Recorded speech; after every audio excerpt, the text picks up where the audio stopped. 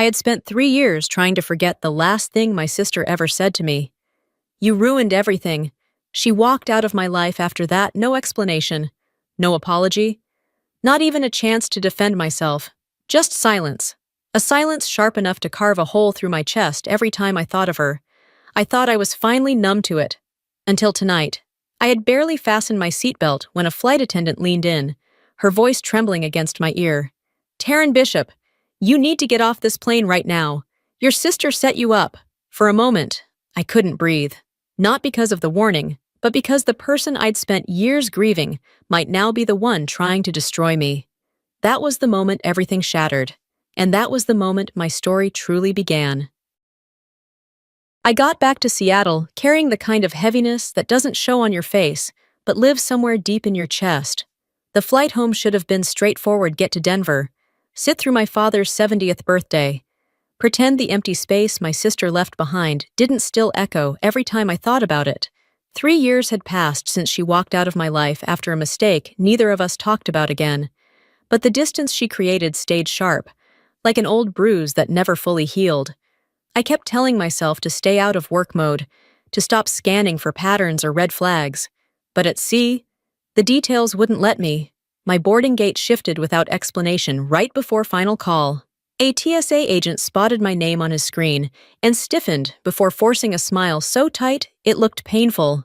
And then came the so-called upgrade. My seat mysteriously bumped to a better section I hadn't requested or paid for. Small things, maybe, but they landed heavy, stacking one on top of another until my instincts started to stir. I boarded anyway, trying to push it down. The cabin buzzed with the usual chaos of people figuring out overhead bins and elbow room. I slipped into my seat, set my backpack at my feet, and tried to let the hum of the aircraft settle me. That was when she stopped beside me. A young flight attendant, eyes wide with something between fear and recognition, leaned in so close I felt her breath tremble. "Get off this plane right now! Your sister set you up." By the time I looked up, she was already gone. The engines rumbling beneath me as dread crawled up my spine. I tried to convince myself the warning I'd heard earlier was nothing more than a misunderstanding, a moment of misplaced urgency from an overworked flight attendant, but the truth slid into place the moment she reappeared beside me. She didn't speak this time, just brushed her hand against mine, as if steadying herself. Leaving behind a small napkin folded into a perfect square, I opened it under the shadow of my jacket. 2 words stared back at me in rushed, uneven handwriting. "Get off! Now!" A tremor traveled down my spine. Instinct sharpened everything around me. The man in the blue jacket, seated 3 rows ahead, kept glancing toward the overhead bin above my seat, pretending to stretch his neck every time his eyes flicked upward. A woman across the aisle was surveying the cabin with a restless, darting vigilance that didn't match the casual traveler she was pretending to be. And Riley, the same young attendant who had whispered to me, avoided my gaze, as if prolonged eye contact might set something in motion she wasn't ready to face. I pulled out my phone and sent a message I shouldn't have needed to send. "Boarding now? Is everything okay?" Eden's reply came quickly. Clipped and cold. "Just get home." No warmth, no reassurance, only a chill settling deeper in my chest. The engines rumbled harder beneath the floor, and a pressure built in my ears. If I waited any longer, it would be too late. I pressed the call button above me and pressed my hand against my stomach. A flight attendant rushed over. I told her my vision was blurring, that something felt wrong. She signaled the cockpit. Minutes later, the aircraft turned back to the gate. Relief didn't come. Not even close. As the brakes hissed and the plane settled into position, the man in the blue jacket shot to his feet. He didn't reach for a bag, didn't pretend to stretch.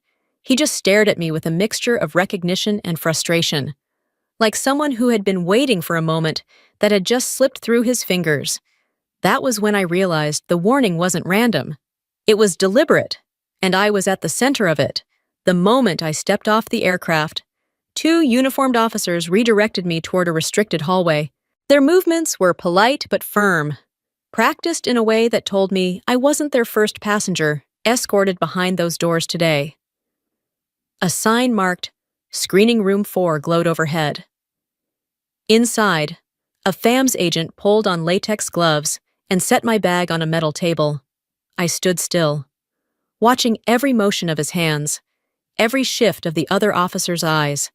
When the zipper opened, he paused, reached inside, and lifted out a device encased in a protective shell, sleek, compact, clearly engineered for something more serious than consumer use.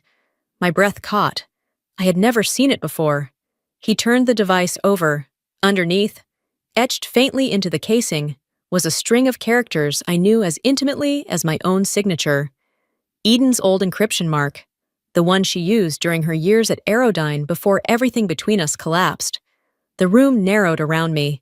Another agent stepped forward with a tablet, showing footage from the conveyor belt at sea. A TSA worker lingered over my bag longer than protocol allowed. His body angled to block the camera.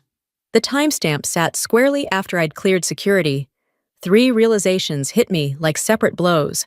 Someone had planted the device. Whoever did it understood the aviation systems I worked with. And Eden, whether willingly or not, was tied to whatever was unfolding. The napkin, the strange glances, the device now in front of me. I hadn't avoided danger by leaving that plane. I had stepped directly into the storm waiting behind it. The room they moved me to, sharp red letters, legal hold. My sister's entire employee record at Aerodyne had been locked down. Not restricted, not archived, locked like evidence in a federal case. I told myself not to jump to conclusions, but denial never did much for me. Eden wasn't just missing. Something or someone had taken her. No one bothering to ask questions. They handed me the device again, the same one they'd taken from my bag. Caleb scrolled through its data, pausing at a string of access protocols. These weren't backdoor scripts or consumer-level hacks. These codes were meant for the civilian air control network, the system that monitors and redirects commercial aircraft during emergencies. Someone wanted this device to be used for interference, not information. He kept digging until he reached the file stamped with a small signature, nearly invisible. B17. My breath caught. I had seen that marking before, years ago, tucked into the corners of Eden's patch updates when she still worked nights at the Phoenix lab. My chest tightened as if someone had reached inside and pressed a thumb against my lungs. Every instinct I had was screaming at me that the evidence was meant to incriminate her or to tell me something she couldn't say herself. The warning on the plane, the strange shifts at the airport, the planted device, none of this was random. Caleb watched me closely, waiting for a reaction. But all I could think was that if I stayed passive, I'd be swallowed whole by whatever game someone else had set in motion. I wasn't going to let myself be knocked around like a pawn. Not again. Caleb drove us to a cramped FAMS annex on the edge of the city, a place that looked more like storage than an office. He unlocked a drawer in the back room and pulled out a hard case shaped like something officials would pretend didn't exist. Inside was a black box, a secondary copy from a crash that Aerodyne had long blamed on unpredictable wind shear. But this copy hadn't been scrubbed. When we played the recording, the room filled with the harsh, pulsing alarms of a failing aircraft. A pilot's voice cut through the chaos, strained and panicked, demanding siren release control. Then came a sound that froze me where I stood, Eden's voice. Raw, strained, urgent. She was in the control room during the test flight, trying to stop the override. She wasn't a bystander. She was the one fighting the AI. The audio fractured right as she said it was misreading the data. Caleb paused the playback and explained that only someone with advanced clearance would have been in the room that day. Eden hadn't snuck in. She had been assigned or had taken it upon herself to intervene. The rest of the recording revealed the full sequence, siren misinterpreting passenger behavior data, the system forcing control from the pilots, the aircraft destabilizing, the desperate attempt to cut power, and the failure of every safeguard Aerodyne claimed had worked.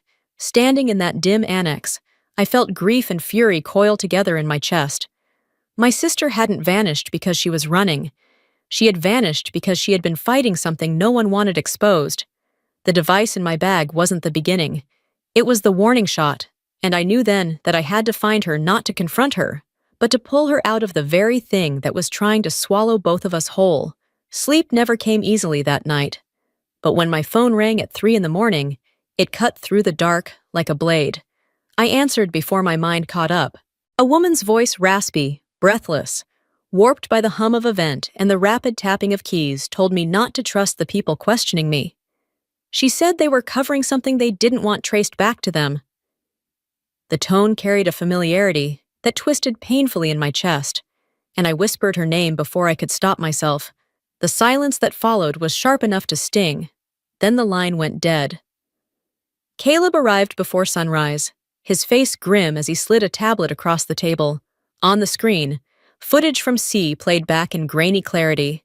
A TSA employee leaned over my bag on the conveyor belt, adjusting his body just enough to shield the motion of his hands. When he straightened, he glanced around and disappeared through a maintenance door. The system showed no record of him leaving the airport after that. Caleb muttered that someone was protecting him. But the chill crawling across my skin didn't need translation. Whoever had slipped that device into my things hadn't acted alone. They knew schedules, blind spots, and which officers could be bypassed without raising alarms. He moved next to the device they'd confiscated hours earlier, restoring a file log that burned bright red on the screen. The timestamp showed Eden attempting to send me a data packet 3 minutes before TSA pulled me off the plane. The transmission had been intercepted before it reached my phone. I stared at the screen, the glow washing over words I couldn't deny. Eden wasn't silently disappearing from my life. She was running from the same people now watching me, and whatever she'd tried to send was important enough to block at the system level. The walls of the room felt tighter with each breath. I wasn't being questioned because they thought I was dangerous. I was being questioned because someone else had decided I might know too much, and Eden, somehow, was at the center of all of it. Caleb didn't waste time. He drove us to a forgotten building tucked behind a chain-link fence on the outskirts of the city. Inside, he unlocked a metal cabinet and lifted out a hard case marked with no official label. When he snapped it open, I saw a second black box, one that clearly wasn't supposed to exist. It held the raw data from the Arizona crash, untouched by any official edits. The moment we played it, alarms shrieked through the tiny room. A pilot shouted over the chaos, demanding that the AI release manual control. Then Eden's voice cut through. Steady, despite the panic around her, she said Siren was misreading passenger behavior, flagging innocent people as threats, and attempting to override based on corrupted inputs. Caleb froze the recording and pointed out something in the metadata. The GPS tag didn't match the Arizona test site. It pointed to a facility hidden in the New Mexico desert. Aerodyne had relocated the hardware within hours of the crash, moving it out of official reach. As he scrolled deeper, a final detail tightened everything inside me. Eden had early-stage access to Siren Core VT0 and wanted her silenced. Caleb asked if I believed she might be hiding at the New Mexico site. I didn't know if she chose to run or had been dragged there. But the truth was clear: she wouldn't survive long alone. I stood up, the decision forming before the words left my mouth. We were going to New Mexico. Finding the facility in the middle of the desert felt like stepping into another world, one built to hide things too dangerous to exist above ground. The three of us moved through the shadows of the compound, guided only by Caleb's decoded access file and the dull blue glow spilling from the servers ahead. Every hum, every flicker of light felt unnatural, like the building itself was breathing. Then I saw her.